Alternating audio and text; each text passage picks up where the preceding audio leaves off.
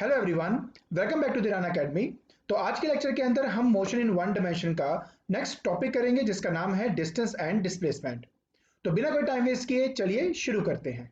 Alright, तो सबसे पहले हम डिस्कस करेंगे डिस्टेंस को। सो डिस्टेंस एक्चुअली में होता क्या है?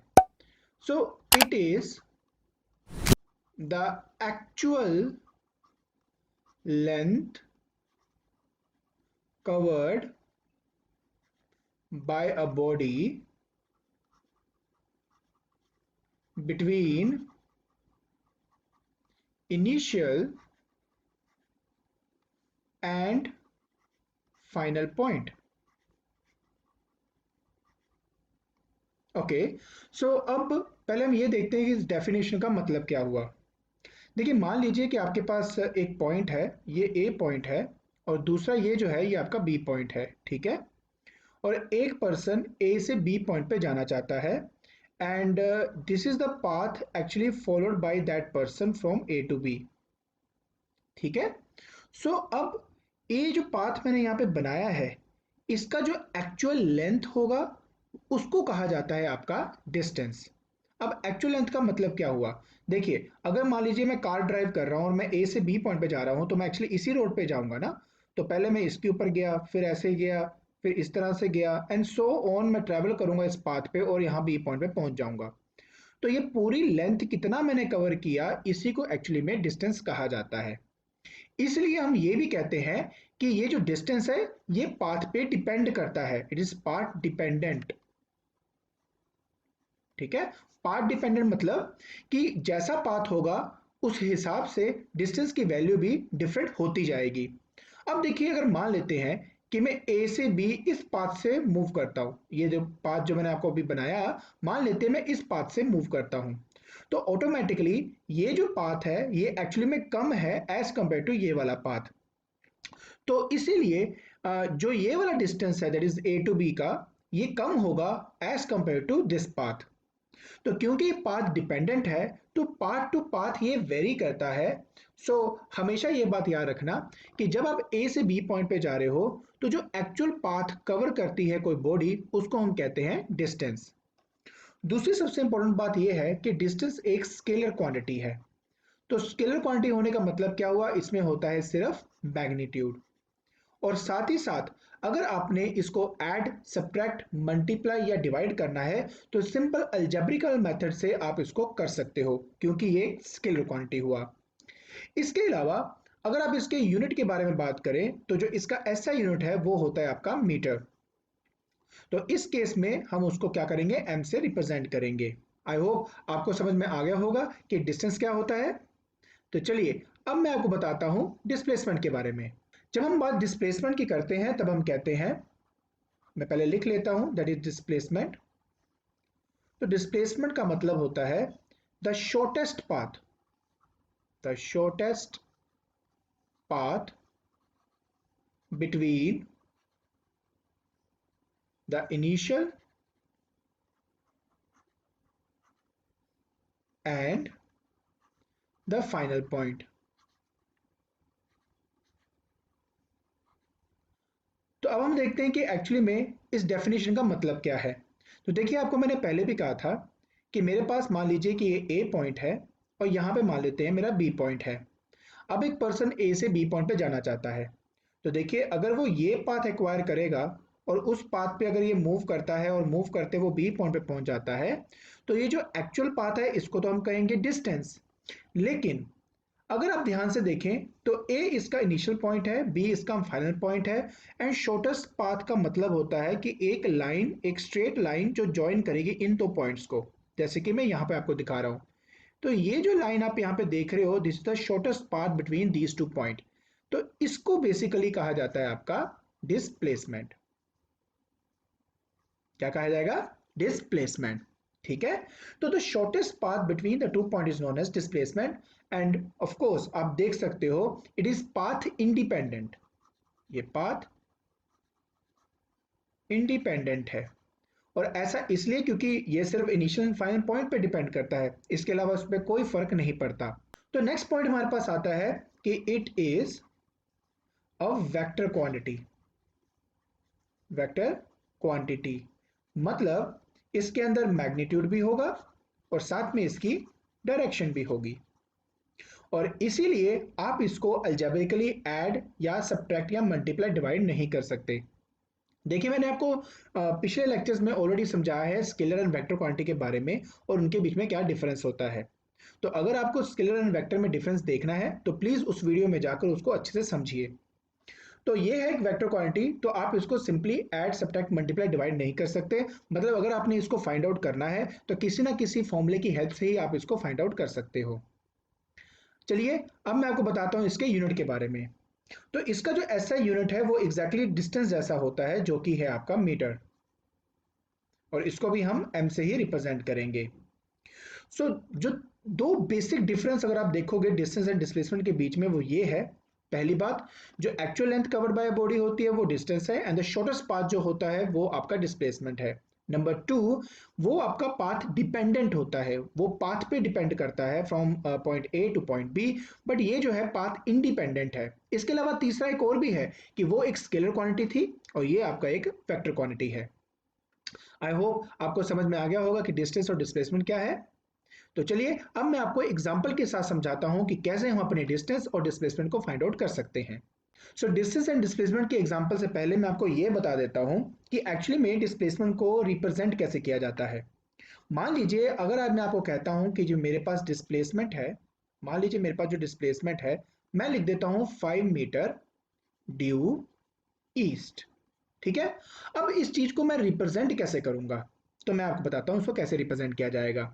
सबसे पहले देखिए, आपको पता होना चाहिए कि ये जो डायरेक्शन है ये ईस्ट है, तो जो पीछे है वो आपके पास वेस्ट है, तो this is east, this is west. उसी तरह ऊपर हमारे पास क्या हो गया, नॉर्थ, और नीचे हमारे पास क्या हो गया, साउथ।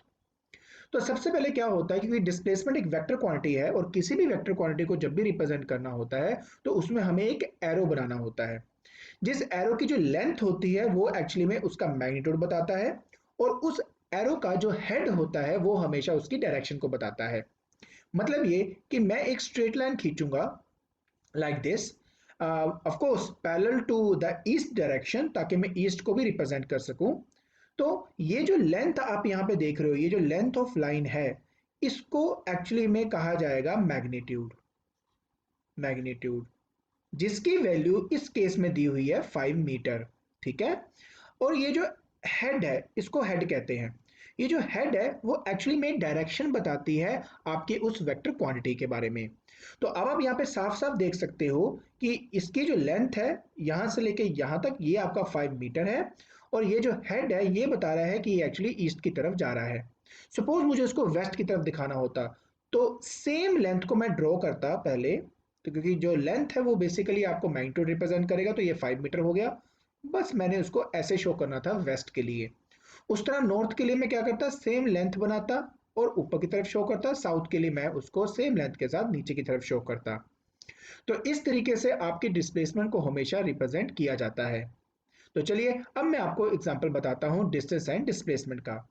तो मान लेते हैं कि मेरे पास एक बॉडी है जो ए पॉइंट पे है, पहले वो आपका बी पॉइंट पे गया। ठीक है। And bye covering a distance of 4 kilometre, उसके बाद मान लेते हैं कि वो आपका सी पॉइंट की तरफ गया, और सी पॉइंट पे जाने के बाद उसने जो लेंथ कवर करी है वो मान लेते हैं 3 किलोमीटर का है। ठीक है।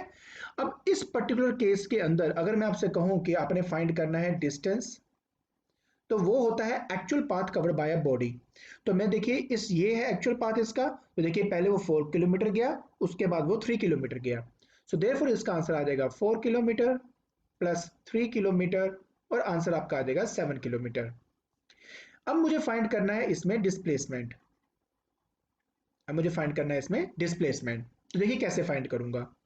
तो देखिए, ये जो आपका पॉइंट है ए और ये जो पॉइंट है लास्ट आपका सी, मुझे इसके बीच में शॉर्टेस्ट पाथ ढूंढना है। तो देखिए, ये जो लाइन आप मैं बीच में बना रहा हूं ये है सबसे शॉर्टेस्ट पाथ, और ये मैंने इस पे एरो लगा दिया। तो अब ये जो लाइन है रिप्रेजेंट कर रही है डिस्प्लेसमेंट की लाइन को। ठीक है।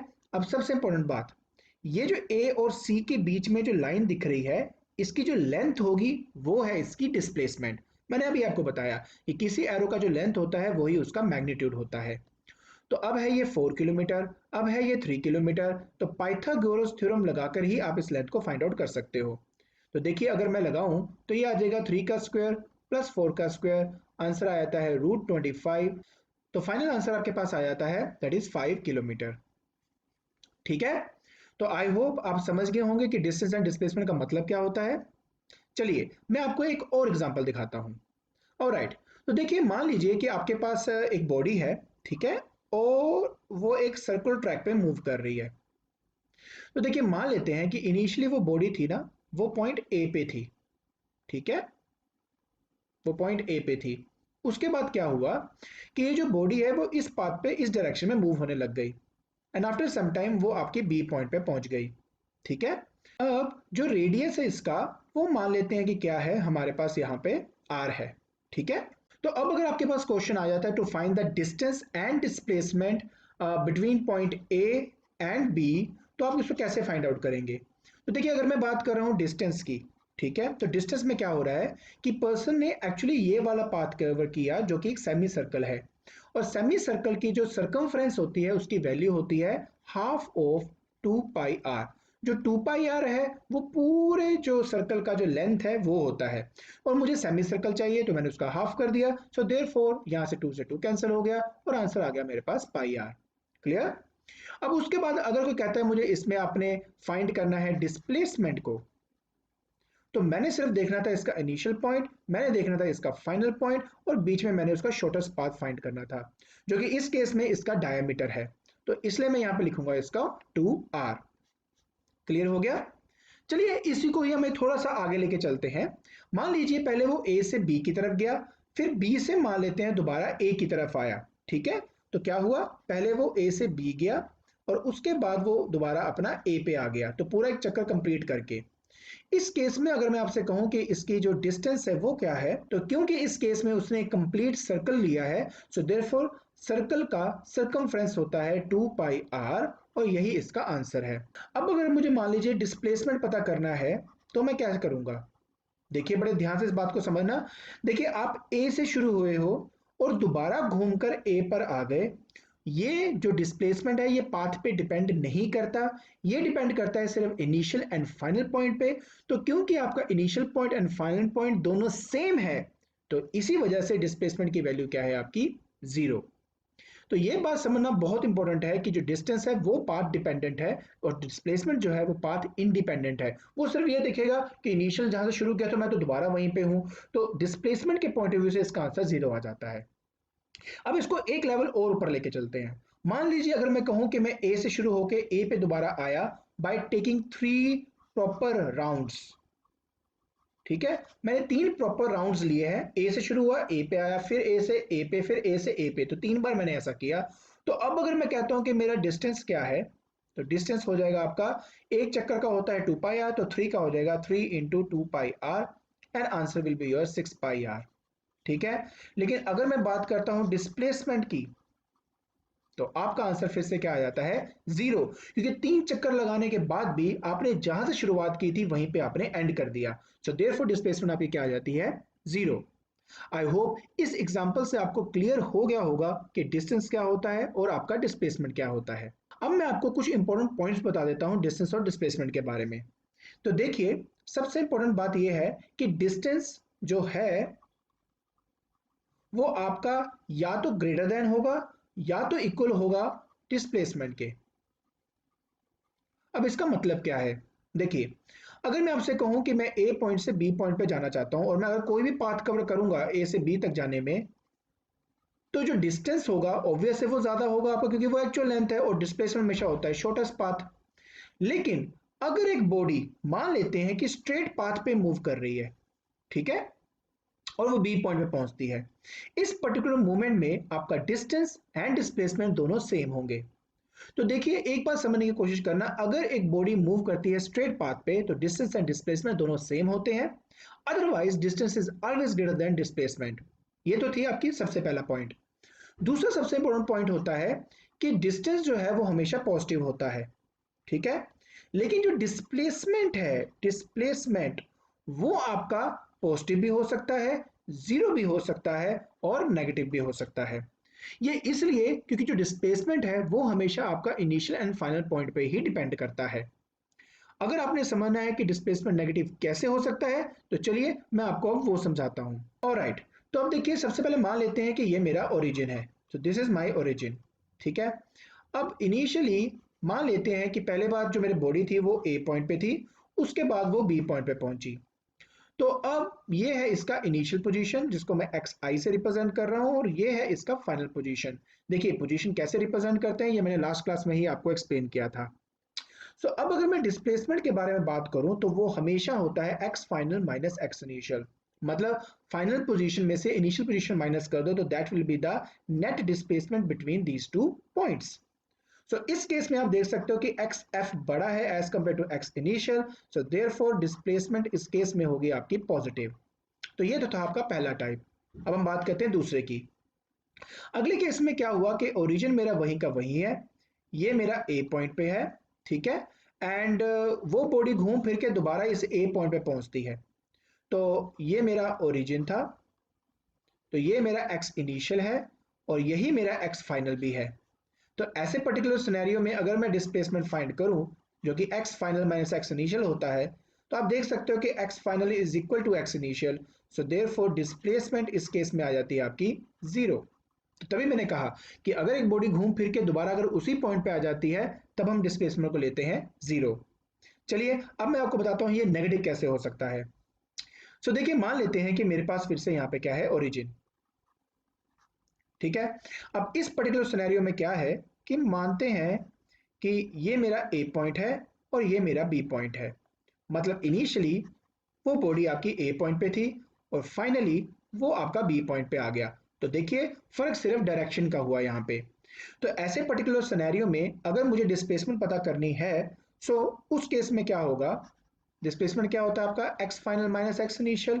बट आप देख सकते हो कि आपका जो एक्स फाइनल है वो लेस देन है एक्स इनिशियल, सिर्फ इसी वजह से डिस्प्लेसमेंट की वैल्यू आ जाती है आपकी नेगेटिव।